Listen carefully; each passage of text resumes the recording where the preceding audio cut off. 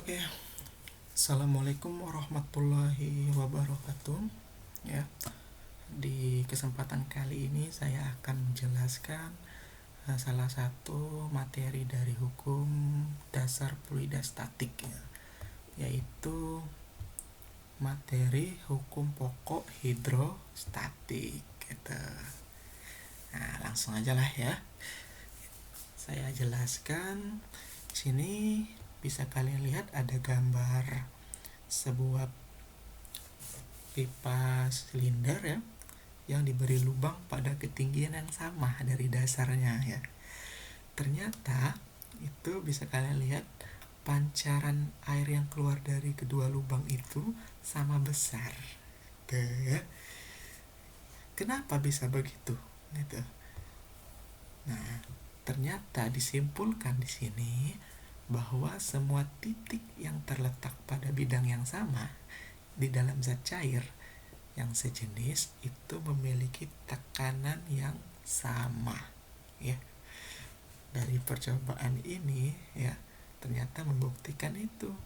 Nah, itulah yang disebut sebagai hukum pokok hidrostatik. Nah, di sini saya ada percobaan atau simulasi sederhana, ya, dimana sini ada botol yang berisi raksa, air sama minyak, dan juga ada pipa U. Nah, otomatis, ya, pasti massa jenis dari ketiga ini, zat ini beda, ya. Raksa itu mempunyai massa jenis yang lebih besar, yaitu 13.600 kg per meter kubik. Sedangkan massa jenis air itu 1000 km ya 1000 kg meter kubik. Minyak itu mempunyai massa jenis 800 kg per meter kubik. Nah, di sini percobaan pertama disuruh menarik botol mendekat ke pipa U secara bergantian. Oke. Berarti kita masukkan raksa ke pipa U coba. Nah, ternyata ketika dimasukkan raksa ke dalam pipa U itu ketinggiannya sama, ya, di kaki A, di kaki pipa A sama di kaki pipa B. Kita riset, coba kita masukkan air. Oh, ternyata sama juga, ya, ketinggiannya. Kita masukkan minyak. Nah, ketinggiannya juga sama, ya. Coba penjelasannya apa nih? Oh, ya, jadi ketika kita memasukkan zat cair yang sama, ya, tentu dia memiliki massa jenis yang sama pula, kan. Nah, jadi ketinggian permukaan zat cair itu akan sama pada kaki pipa A dan kaki pipa B, ya. Kenapa? Karena massa jenis sama zatnya sama, ya. Nah, itu pasti ketinggiannya sama juga. Oke, coba kita next. Oh, ada percobaan kedua nih. Di percobaan kedua, ya, itu tarik botol raksa mendekat ke pipa U. Perhatikan apa yang terjadi. Oh, ya, pasti sama, ya, ketinggiannya karena cuma raksa yang ada di pipa U. Sekarang langkah kedua yang disuruh adalah tarik botol air atau minyak. Kita tarik air aja, ya, ke dalam pipa U. Wah, ternyata didapatkan ketinggian yang berbeda, ya. Di pipa kaki A itu ketinggiannya lebih tinggi dibandingkan di kaki pipa B, ya.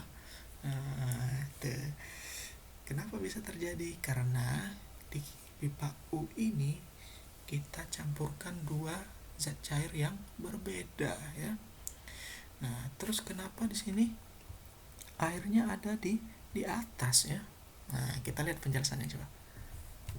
Nah, misalkan kita campurkan air dan raksa, ya. Dua zat tersebut tidak akan saling bercampur, benar, ya? Sesuai konsepnya. Jadi kalau ada dua zat cair, ya, yang mempunyai massa jenis yang berbeda, pokoknya kalau kita campur menjadi satu, itu tidak akan pernah menyatu kayak air sama minyak, gitu kan. Kayak aku dan kamu, itu ya, tidak pernah menyatu. Tuh, ya. Nah, jadi Kenapa airnya ada di atas itu kan? Karena massa jenis air itu lebih kecil dibandingkan massa jenis raksa ya gitu. Jadi prinsipnya itu adalah kalau massa jenisnya lebih kecil itu ya, kayak air dibandingkan raksa yang lebih besar, pasti dia air ada di atas raksa gitu. Karena massa jenisnya kecil. Kayak Naruto yang lagi berlari di atas air ya, jalan di atas air. Kenapa bisa begitu ya? Karena massa jenis Naruto lebih kecil dibandingkan air gitu ya. Kira-kira gitu ya. Nah, kira-kira itu adalah simulasi dari massa jenis ya, massa jenis. Nah, kita lihat di sini ada gambar ya, kayak percobaan tadi ya, dimana ini misalnya yang orange ini minyak dicampur dengan air ya. Nah, minyaknya kan ada di atas. Kenapa? Karena massa jenis minyak lebih kecil dibandingkan massa jenis air itu kan. Nah, di sini ada bidang batas namanya. Batas antara campuran minyak sama air. Nah, di bidang batas ini itu tekanannya adalah sama besar. Ya, ingat tadi hukum pokok hidrostatik ya. Pada ketinggian yang sama itu ya, di zat cair itu kan, pada ketinggian yang sama, maka akan memiliki tekanan yang sama besar pula di situ. Ya. Nah, kita lihat persamaannya. Nah, di sini PA sama dengan PB itu kan, karena tekanan hidrostatik di A sama dengan tekanan hidrostatik di B. Nah, kita buka persamaannya gitu kan. PATM ya, tekanan atmosfer ditambah dengan ρ1. Nah, ρ1 itu adalah massa jenis fluida di A gitu ya. Dikali G itu percepatan gravitasi, dikali H1. H1 itu ketinggian ya, dari bidang batas sampai ke atas itu ya, batas zat cairnya, sama dengan tekanan ATM ditambah dengan ρ2. ρ2 di situ adalah massa jenis fluida di B ya, yang warna biru itu ya, fluida yang warna biru. Nah, dikali G, dikali percepatan gravitasi, dikali dengan H2. Ingat H2 nya itu diambil dari bidang batas sampai ketinggian zat cair ya, yang fluida B ya, yang warna biru itu. Nah, PATM nya dicoret ya, karena sama G nya juga dicoret, sehingga didapatkan persamaan baru, yaitu ρ1 dikali H1 sama dengan ρ2 dikali H2. Nah, dapat persamaan baru. Inilah persamaan dari hukum pokok hidrostatik itu ya, dari pipa U ini gitu. Jadi kita bisa mencari dari perbedaan ketinggian ini, kita bisa mencari massa jenisnya ya, massa jenis zat cairnya. Walaupun tidak diketahui massa jenis zat cairnya, kita bisa mencarinya ya lewat dari percobaan pipa U ini, yang melihat dari ketinggiannya saja itu kita bisa mencari massa jenis gitu. Nah,